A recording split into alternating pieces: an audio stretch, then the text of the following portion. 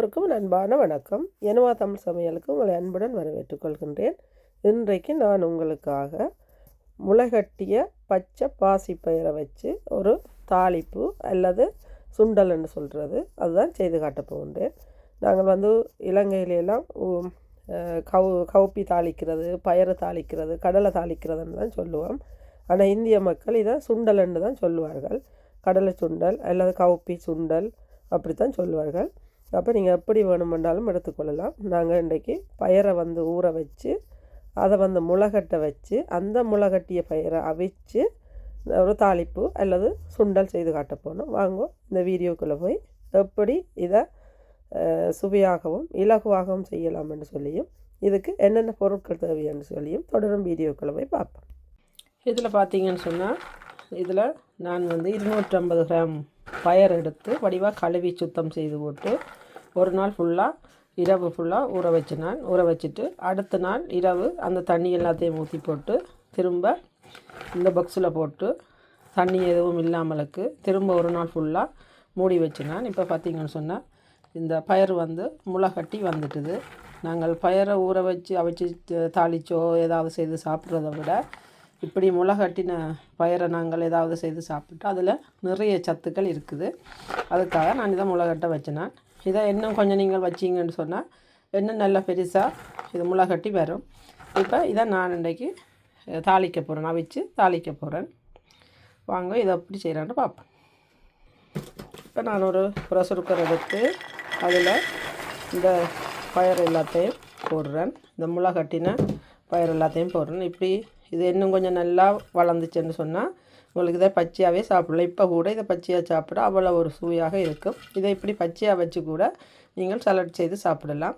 இப்போ இந்த பயிரை நான் அவிச்செடுக்க போகிறேன். அதுக்கு தேவையான அளவு தண்ணி விட போகிறேன்.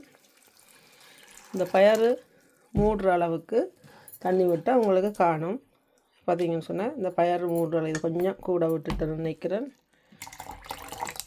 அப்போ இந்த பயிரை மூடி நிற்கிற அளவுக்கு நீங்கள் தண்ணி விட்டீங்களா போதும். இப்போ இதுக்கு தேவையான அளவு உப்பு போடுறேன். நான் இந்த பிங்க் உப்பு தான் போடுறேன். இதையும் போட்டுட்டு இதை இப்போ மூடி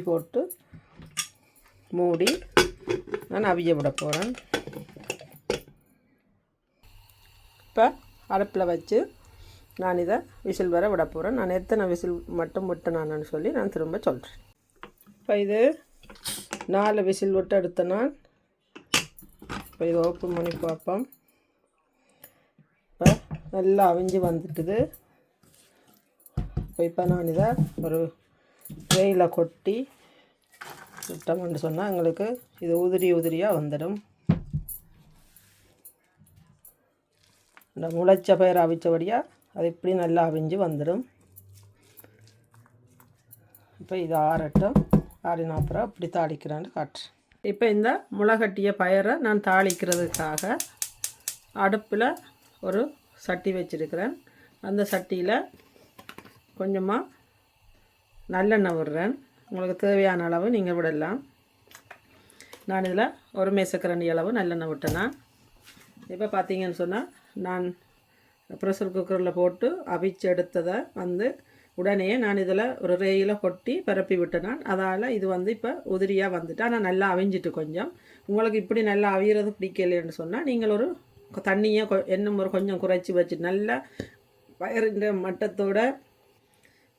மட்டத்துக்கு கொஞ்சம் கீழவாக தண்ணியை விட்டு ஒரு 3 விசில் இறக்கினீங்கன்னாலே உங்களுக்கு காணும். இல்லாத ப்ரெஷர் குக்கரில் அவிக்காமலுக்கு நீங்கள் சும்மா நார்மலாக அடுப்பில் வச்சு நீங்கள் சட்டியில் தண்ணியை ஊற்றி அவிச்செடுக்கலாம். நான் இப்படி நல்லா அவிச்சு தான் எடுத்தேன். நான் என்னென்னா பயிர் நல்லா அவியணும். இல்லை நாங்கள் வடிவாக சப்பி சாப்பிடலன்னு சொன்னால் அது வயிற்றுக்கு சரி இல்லாமல் போயிடும். அதால் நான் நல்லா அவிச்சு எடுத்துருக்கிறேன். இதை இப்போ எண்ணெய் சூடாகட்டுக்கும். எண்ணெய் சூடாகின பிறகு நான் இதில் கடுகு, பெருஞ்சீரகம், கொஞ்சமாக சின்ன துண்டு இஞ்சி, மற்றது ஒரு 2 பூடு உள்ளி எடுத்து குட்டி குட்டியாக வெட்டி வச்சுருக்கிறேன். இங்கே 4 காஞ்ச மிளகாய் எடுத்து 2ஆக பிச்சு வச்சுருக்கிறேன். இங்கே 2 கட்டு கருவேப்பிலையை எடுத்து கழுவி சுத்தம் செய்துட்டு வச்சுருக்கிறேன். இப்போ பார்த்தீங்கன்னு சொன்னால் இதில் நான் கடுகு போடுறேன். முதல்ல எண்ணெய் சூடாகிட்டுது. அடுப்பை நான் குறைச்சி விட்றேன். நான் வீடியோ எடுத்து செய்கிறபடியாக குயிக்காக போட இயலாது. அப்போ அடுப்பை குறைச்சி விட்டுட்டேன். இப்போ கடுகு போட்டு கடுகு வெடித்ததுக்கு பிறகு பெருஞ்சீரகம் போடுறேன். அடுத்ததாக இந்த இஞ்சியும் போடுறேன். அடுத்ததாக உள்ளி, அடுத்ததாக கருவேப்பிலை, இந்த காஞ்ச மிளகாய், இது எல்லாத்தையும் போட்டு ஒருக்கா கலந்து விட்டுட்டு இதில் பார்த்தீங்கன்னு சொன்னால் 3 சிவப்பு வெங்காயம் எடுத்து வட்டி வச்சுருக்கிறேன். அதாவது ரெட் ஆனியன் எடுத்து சின்ன வெங்காயம் தான், அப்போ அதெல்லாம் 3 வச்சுருக்கிறேன். நீங்கள் வெங்காயம் கணக்க போடுறது விருப்பம் இல்லைன்னா நீங்கள் குறைச்சி போடலாம். ஆனால் வெங்காயம் நிறைய போட்டிங்கன்னு சொன்னால் நல்லா சுவையாக இருக்கும். அதால் நான் 3 வெங்காயம் எடுத்துனா, நீங்கள் பார்த்தீங்கன்னு சொன்னால் ஒரு 4-5 தேங்காய் சொட்டு எடுத்து குட்டி குட்டியாக வட்டி வச்சுருக்கிறேன். அதுவும் போட்டால் நல்லா இருக்கும். இதில் நீங்கள் விருப்பப்பட்டால் மாங்காயும் போட்டால் இன்னும் சுவையாக இருக்கும். இப்போ இந்த வெங்காயத்தையும் நான் போடுறேன். இது மிகவும் இலகுவாக நீங்கள் செய்யக்கூடிய ஒரு ரெசிபி. அதே நேரம் உடம்புக்கு நல்ல ஆரோக்கியமானதும். அதோட இந்த தேங்காய் சொட்டையும் நான் போடுறேன்.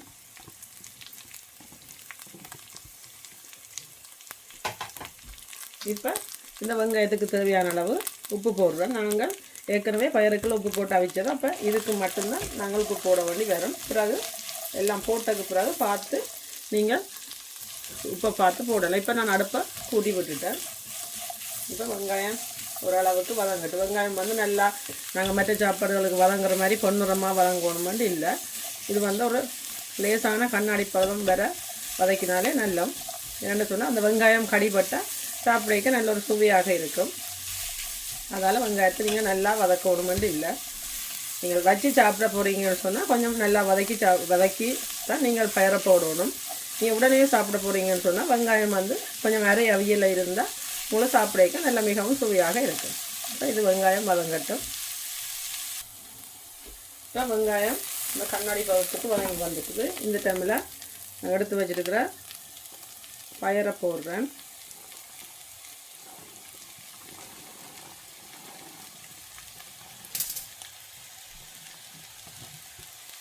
இப்போ பயிரை போட்டு எல்லாத்தையும் சேர்த்து கலந்து விடுவோம். இந்த டைமில் நீங்கள் ஒருக்கா சாப்பிட்டு பார்த்து உப்பு காணாதுன்னு சொன்னால் தேவையான அளவு உப்பு போடலாம்.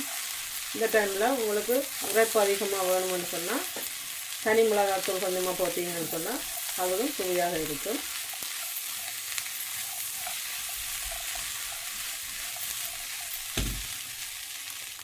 அவ்வளவுதான்.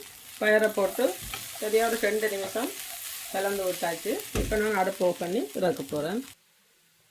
இதோ நாங்கள் செய்த சுவையான மிகவும் ஆரோக்கியமான விரைவாக செய்யக்கூடிய ஒரு பயறு தாளித்தது வந்து சூப்பராக ரெடி ஆயிட்டுது. இது உடம்புக்கு மிகவும் ஒரு ஆரோக்கியமான ஒரு உணவு, சத்துக்களை நிறைஞ்சது. நாங்கள் முளைகட்டிய பயிராக வச்சபடியாக இது வந்து நிறைய சத்துக்கள் நிறைஞ்சிருக்கு.